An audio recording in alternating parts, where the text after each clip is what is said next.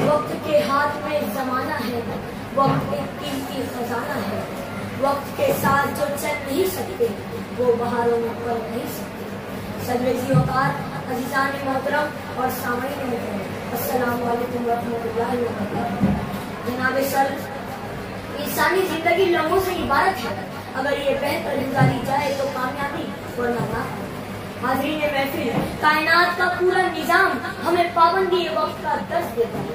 دن رات مقررہ وقت پر آتے ہیں، موسم بہار و خزاں مقررہ وقت پر بدلتے ہیں، شمس و قمر اپنے وقت پر طلوع و غروب ہوتے ہیں۔ کائنات کی کوئی شے بے ضابطگی کا مظہر نہیں۔ دین اسلام بھی ہمیں اپنے مضبوط ڈسپلن کے ساتھ وقت کا پابند بناتا ہے۔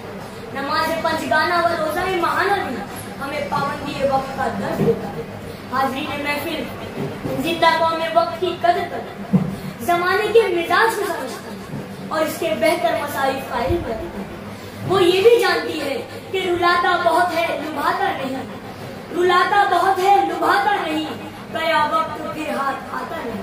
اور یہی میرا موضوع ہے۔ ساتھیوں، وقت کسی کے لیے نہیں ہے، وقت کی سب سے بڑی خوبی ہی یہی ہے کہ وقت اچھا ہو یا برا بڑی تیزی سے نکلتا ہے۔ جس نے وقت سے فائدہ اٹھایا وہی فاتح زمانہ، جس نے اسے گوایا بن گیا فسانہ۔ عربی کا مشہور مقولہ ہے، وقت تلوار کے معنی میں ہے، اگر اسے نہیں کاٹا گیا تو وہ تمہیں ضرور کاٹے گا۔ سرکتا ہوا وقت ہمیں ہر لمحہ کہتا ہے، غافل تجھے گھڑیال دیتا ہے منادی، غافل تجھے گھڑیال دیتا ہے منادی، گردوں نے گھڑی عمر کی ایک اور گھٹا۔ صدر وقار، باری تعالیٰ نے جب اسے زمانے سے تعبیر کیا تو کہا وَاللَّيْلِ إِذَا يَغْشَىٰ وَالنَّهَارِ إِذَا تَجَلَّىٰ، قسم ہے رات کی جب وہ چھا جائے، قسم ہے دن کی جب وہ روشن ہو جائے۔ جب اللہ تعالیٰ اپنی مخلوقات کی قسم کھاتا ہے تو صرف اس لیے کہ اس کے عظیم اثرات سے لوگوں کو آگاہ ہو۔ حاضرین محفل، ایک سال کی اہمیت اس سے پوچھئے جو امتحان میں فیل ہوا ہو، ایک مہینے کی قدر اس سے پوچھئے جسے تنخواہ نہ ملا، ایک ہفتے کی حیثیت اس سے پوچھئے جو اسپتال میں داخل ہوا، دن بھر کی اہمیت اس سے پوچھئے جسے شام میں مہمانان نہ ملا، ایک گھنٹے کی قیمت اس سے پوچھئے جو کسی کے لیے منتظر بیٹھا ہے، ایک منٹ کی قیمت اس سے پوچھئے جس کی ٹرین چھوٹ گئی، ایک سیکنڈ کی قیمت اس سے پوچھئے جو حادثے میں بال بال بچا ہو۔ صدر علی وقار، مغل شہنشاہ احمد شاہ نے جب وقت کی ناقدری کی تو دلی کے تخت سے محروم ہوا۔ نیپولین میدان جنگ میں جب ذرا دیر سے پہنچا تو شکست سے دوچار ہوا۔ ہٹلر نے جب حالات کو نہ سمجھا تو فتح ماسکو کھا گیا۔ حاضرین محفل، تاریخ کے اوراق پر انہی لوگوں نے کارنامے رقم کیے جنہوں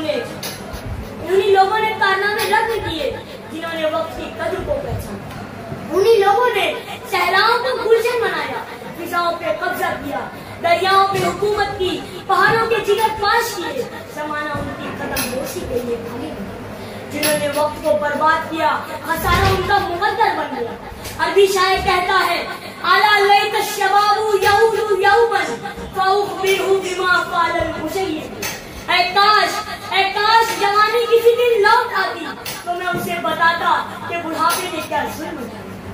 صدر علی وقار، آج ہمارے معاشرے کا یہ حال ہوا ہے کہ ہمارا نوجوان رات بھر ہوٹلوں، چوراہوں، نکڑوں اور ڈھابوں پر خود کو برباد کر رہا ہے، اپنی حرکتوں سے لوگوں کے لیے ایذا رسانی کا سبب بن گیا۔ اس کی وجہ یہ ہے کہ ہم نے فروغات اور غیر ضروری مشاغل کو اپنا شعار بنا رکھا ہے۔ صدر علی قدر، آج وقت کے حاضرین محفل، آج کامیابی کے متمنی ہر فرد پر لازم ہے کہ وہ وقت کی نزاکت کو سمجھے، خود کو نہ کہنے کی بجائے ہاں کہنے کا عادی بنائے، اپنے اوقات کو نتیجہ خیز الفاظ سے مسلم، اپنی ذمہ داریوں اور کاموں کے درمیان وقت کو منظم کرے۔